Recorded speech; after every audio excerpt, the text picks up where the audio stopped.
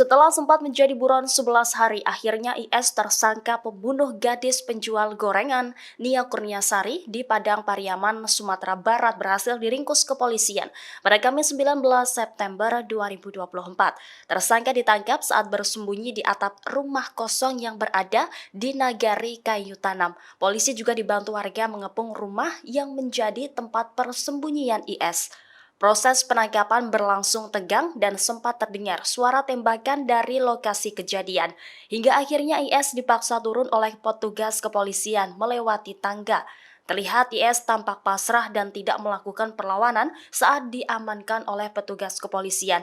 Saat ditangkap, pelaku hanya mengenakan celana kolor berwarna hijau tanpa baju, sementara wajahnya terlihat babak belur. Saat diperiksa, IS mengaku telah meruda paksa sebelum menghabisi nyawa korban. Kendati demikian, Polres Pariaman belum bisa memastikan motif dan kronologi kejadian tersebut.